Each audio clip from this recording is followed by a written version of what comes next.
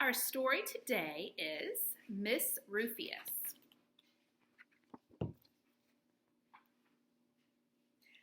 The Lapine lady lives in a small house overlooking the sea.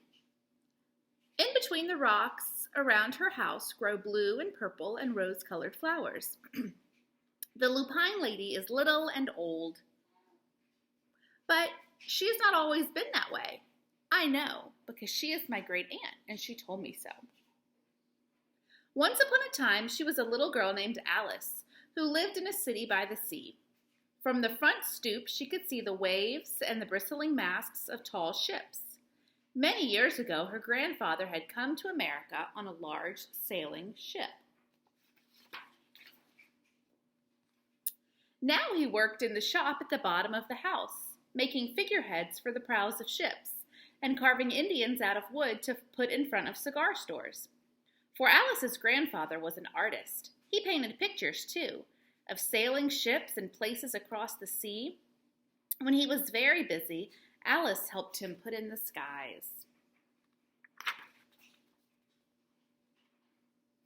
In the evening, Alice sat on her grandfather's knee and listened to the stories of faraway places. When he had finished, Alice would say, "When I grow up, I too will go to faraway places. And when I grow old, I too will live beside the sea."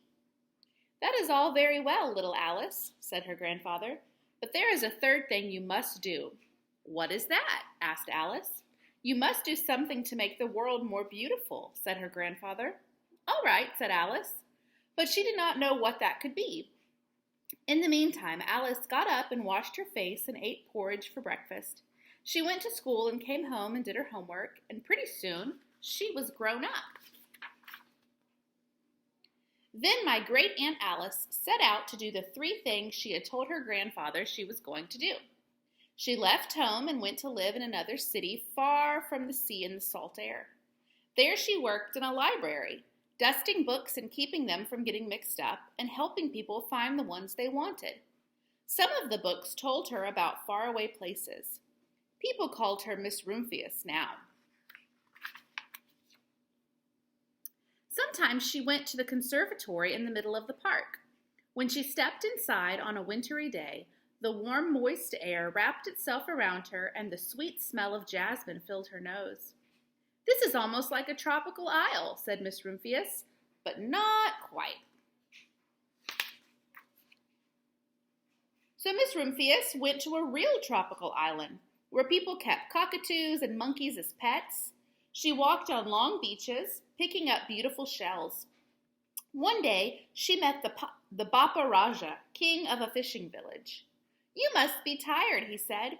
"Come into my house and rest." So Miss Rumphius went in and met the Bapa Raja's wife. The Bapa Raja himself fetched a green coconut and cut a slice off of the top so that Miss Rumphius could drink the coconut water inside.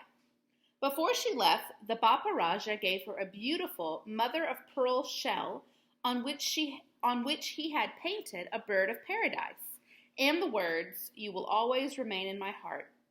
"You will always remain in mine too," said Miss Rumphius.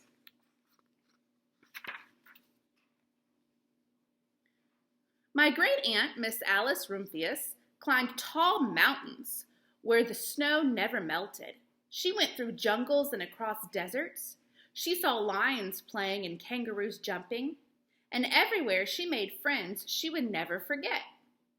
Finally, she came to the land of the lotus eaters, and there, getting off a camel, she hurt her back. "What a foolish thing to do," said Miss Rumphius.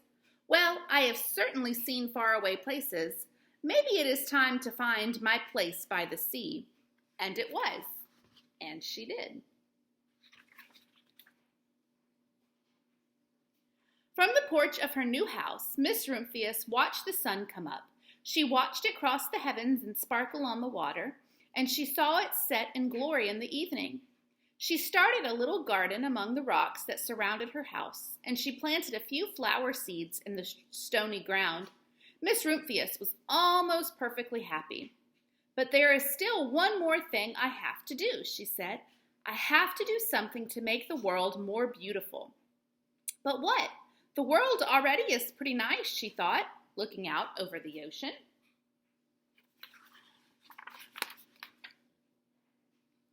The next spring, Miss Rumphius was not very well. Her back was bothering her again, and she had to stay in bed most of the time. The flowers she had planted the summer before had come up and bloomed in spite of the stony ground. She could see them from her bedroom window, blue and purple and rose-colored. Lupines, said Miss Rumphius with satisfaction. I have always loved lupines the best. I wish I could plant more seeds this summer so that I could still have more flowers next year, but she was not able to. After a hard winter, spring came. Miss Rumphius was feeling much better. Now she could take walks again. One afternoon, she started to go up and over the hill where she had not been in a long time. I don't believe my eyes, she cried when she got to the top. For there, on the other side of the hill, was a large patch of blue and purple and rose-colored lupines. It was the wind, she said as she knelt in delight. It was the wind that brought the seeds from my garden here, and the birds must have helped. Then Miss Rumphius had a wonderful idea. You might notice that picture from the front. She hurried home and got her seed catalogs.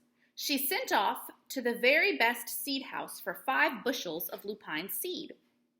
All that summer, Miss Rumphius, her pockets full of seeds, wandered over fields and headlands, sowing lupines. She scattered seeds along the highways and down the country lanes. She flung handfuls of them around the schoolhouse and the back of the church. She tossed them into hollows and along stone walls.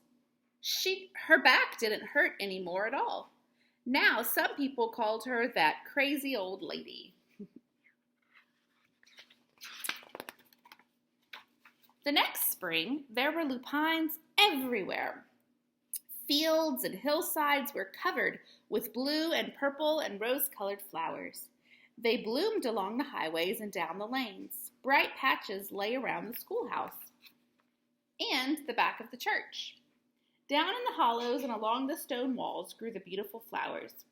Miss Rumphius had done the most difficult thing of all.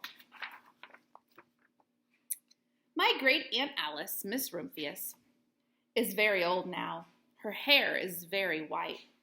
Every year there are more and more lupines. Now they call her the Lupine Lady. Sometimes my friends stand with me outside her gate, curious to see the old lady who planted the fields of lupines. When she invites us in, they come slowly. They think she is the oldest woman in the world. Often she tells us stories of faraway places. When I grow up, I tell her, I too will go to faraway places and come home to live by the sea. That is all very well, little Alice, says my aunt, but there is a third thing you must do. What is that? I asked. You must do something to make the world more beautiful. All right, I say.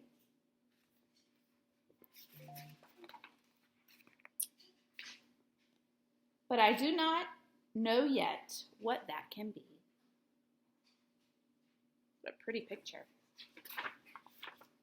So, I challenge you, especially with all this time you have at home and you don't have to come to school every day. You get to stay home and have more time with your family. I challenge you to think of something to make the world more beautiful. I hope you enjoyed the book.